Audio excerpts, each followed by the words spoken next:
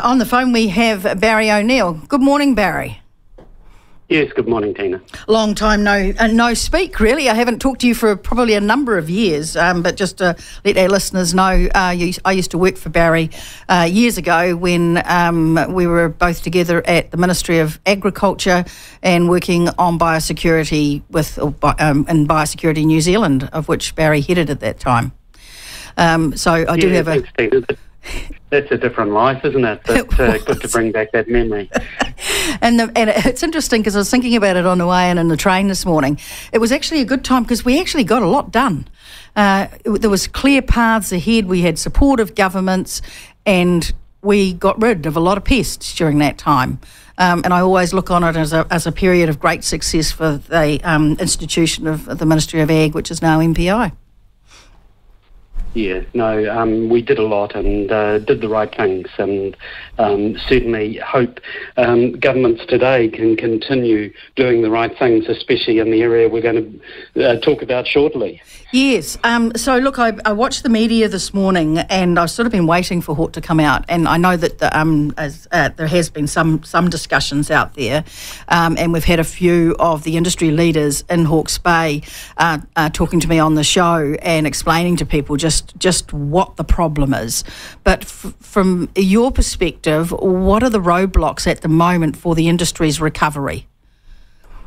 I think firstly, Tina, we've got to just understand the magnitude of the devastation that is involved here. And of course, it's wider than Hawke's Bay, Tairāwhiti, Northland, Tararua, etc., a number of other areas. But Hawke's Bay, without doubt, has had the worst impacts.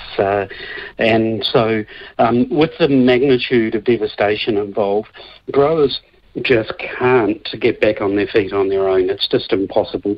If they've lost their orchard and their orchard's been already mortgaged to the banks, to borrow money to rebuild comes from where? Banks won't be able to support further mortgages of land that's already been fully mortgaged.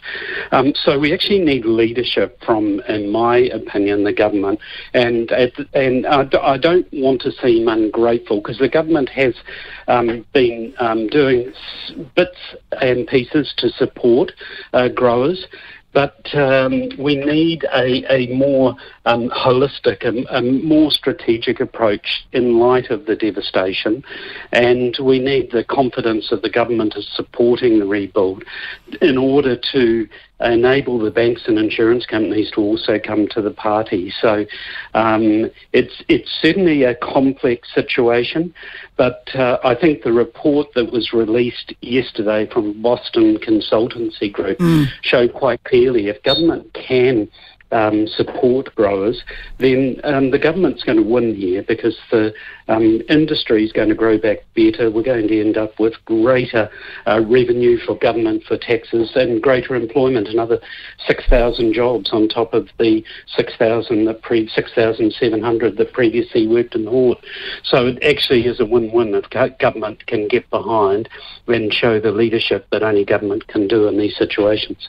And when you're talking about leadership from government, and this is something I have heard a number of times from the industry up there, is they need a roadmap through, and as you've highlighted, things like the insurance issues and stuff. And but what is the industry actually doing to furnish the government with a plan that they can adopt? Have they got that much trust in the industry to be able to feed back into them as to what could be done and should be done? Yeah, I think we have given the government the information they need. Initially, there was a request for data as to what the impacts were, and we've worked hard to clarify what the impacts are, and the report yesterday clearly said the direct cost to horticulture in Hawke's Bay alone is 1.4 million. But the report yesterday also highlighted the opportunities going forward, and so if we can build back better, what the opportunities are here.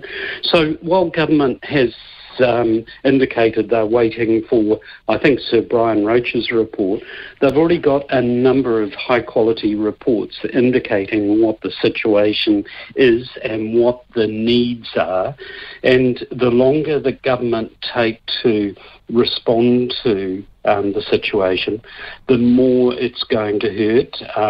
The loss of $1 million per day with respect to industry economics was a figure I used yesterday. It's a big number for the Hawke's Bay. I mean, if you're losing $1 million, I suppose not all of it's lost to the Bay. It'll be offshore earnings as well, but that's a big number per day. It's a big number, and it gets worse the longer the government leaves it. The losses get increasingly more. In addition, we've got businesses that are laying off staff. We can't afford to lose critical staff out of the industry because they're the ones that are going to be needed to rebuild.